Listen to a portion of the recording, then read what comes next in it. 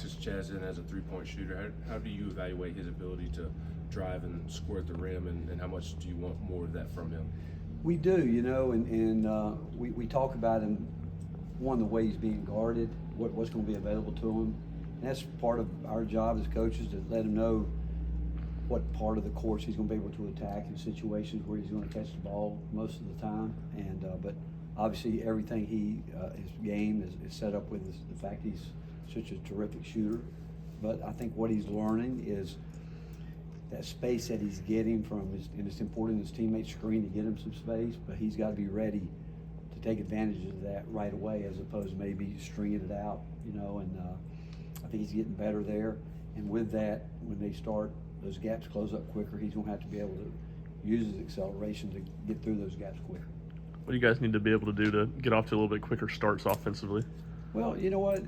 We go back and look. We started the game with good shots. Again, we talk about you can't. Believe me, they want to make every shot they shoot. We want to see every shot go in. But as long as we take the shots that we practice, that's all we can do. And there's nights every team goes through it, and at the start of the game, you got to understand too that the other team is prepared for a lot. They prepared, and the emotion, the effort, all that's at a very high level, and so it's difficult going both ways. But some of it has to do with the other team's guarding you extremely hard, and you don't get much separation, and shots might be contested, but you have to work hard on the offensive end. But we've still got to just can't let down defensively, and got to again go back to the fundamentals, take care of all the details that we can, and just try to keep ourselves in position to stay in the game, and hopefully we start making some shots. The other day, Jahmai was like, I'm a hooper, I've always been a hooper. How much have you seen maybe his work when it comes to that three-point shot or his jumper kind of take the next step these last few weeks? He has, he played, he works. I mean, he was in the day after the game, we're not doing much, he's always in there.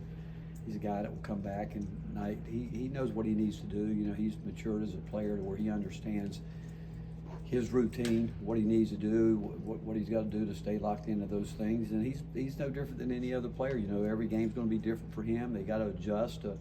Some people like to back off and try to maybe close gaps more with him. But I thought he was great the other night. I thought he played one of his better games in terms of his focus. He was aggressive. He took the slack out, and we love it when he drives the ball, and we like it when people don't guard him because he's so unselfish. He's going to use that as a way to go get his teammates open. He can make out of it, but that's his maturity and where he's learned to play and adjust to whatever comes his way. Last year you guys played a pretty quick tempo. This year you're kind of slowing it down a little more. What's kind of gone into playing a little slower pace this year? No, we're not. We haven't tried to slow it down. You got to give the opponents credit for that. I mean, that's not us. We want to play fast, and our opponent wants us to knows we want to play fast. So they're not going to let us play fast. So it's whether they come in, run back, send 2, 3, 4 guys. We played teams this year that didn't even try to offensive rebound. They just ran everybody back. We've played some teams that might rebound 2, might rebound 1. So we haven't changed. We've had the same system that we've always had. We want to run. We want to play fast. We want to score early. And when things aren't going the way we want to do it, you got to give credit to our opponents. I mean, they're not going to let us do what we practice at the highest level that we want to. And so we want to play fast. We're going to always try to play fast. We're going to try to get easy baskets if we can, because we respect our opponent, knowing that they're going to work hard. They want to win too. And they're going to do everything they can to put themselves in a position to keep us from doing what we do well, and not give up easy baskets, all those type things. And so that's what makes the game what it is. You're fighting an opponent that wants to win just as much as you want to win. How do you combat that then and be the team that dictates the pace? Well, it's not that they dictate the pace. You still have to go. You're still trying to push the ball. You got to move the defense. But when a team, if someone wants to send back 5 players, that means they're saying, hey, we're going to concede offensive rebounds, and we're going to get back, and we want you to have to slow you down because they're trying to build a wall back there. And then that's where you got to get into moving the ball, get it going side to side, execute. You got to screen. You got to keep your gaps. You got to, again, playing good offense is hard. It's there's a difference in running offense and playing offense, and we want to play offense, and whatever the team's doing, we want to be able to read and react to it. But again, it's just we know that our opponent's trying to keep us from doing what we want to do, as we're trying to do that to them. How impressive is what Mark Byington's been able to do with basically a whole brand new roster at Vanderbilt? Mark's done a great job. You know, a lot of respect for Mark, and the fact, I mean, you know, I got to start like he did at George Mason, James Madison one time. That was a big rivalry back in the day. That when I was at George Mason, that was our biggest rivalry at Madison, and they were really good. Obviously, a good basketball team then, and he did a great job there. And I think he's done a great job going into the portal quickly and getting guys the way he wants to play. You know, they're very aggressive. They create a lot of havoc. Really heavy gap team that they really go for steals. They really turn you over, and I'm impressed with what he's done. I really am, and I'm not surprised. Just a little bit I've been around him. You know, you can tell he believes in what he wants to do and how he wants to play, and being able to do what he's done up to this point is really he deserves a lot of credit for a lot of it. He said you called him after he got that job. What was kind of the message there, and what did you say to him? Well, you know, it goes back years ago when when I first went into the Big East. I remember to this day the coaches that as soon as I got there, I was young. I was a lot younger than him, obviously, but I'd only been a head coach 1 year. And guys that just say, hey, you're going to be okay. But I've always meant something to me. So when new guys have come to the league, I've always tried to call them. Again, I've got respect for guys that have built where he is, the way he's come up. You know, because it's the path that I've probably been through. But and I'm happy for our league, because you look at our league. I've always said I think there's been great coaches in this league, and I really believe that. But I want this to be the best basketball league in the country, and I think it's a great hire for Vanderbilt. And I just, again, the way he's gone about doing it, it shows you that they made a great decision.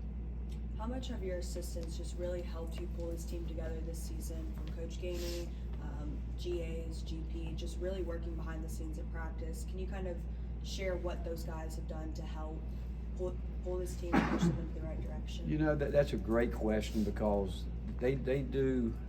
We wouldn't be where we are without those guys. I mean, I think I've got the very best coaching staff in the country, and I think what makes them great is that they get up every day with the idea that, you know, what can we do to make this program better today? What can we do to help our guys get better today? I think we've got a group of guys, you know, Coach Gainey, Coach Polinsky, and Coach Clark. Those guys, obviously, you know, on the road some too, but the connection that they continue to keep even when they're not here, and that's, you know, mostly they're here obviously, but our support staff. You guys have been around our program long enough to know what Mary Carter does for our program. I mean, we're all in it together, you know, and that is the truth. And it starts, I mean, our players know that and it starts really with the everyday consistency of doing things the right way. But this program is not about me, believe me. It's what those guys do every single day with their players, and to prepare them to get ready for every game. And again, without question, I think that we have the best coaching staff in the country, or I do with my assistant coaches, because how much they care about what we do here and how we do it. Where's Bishop at right now? Getting better, you know. He's still got a little problem with his shoulder.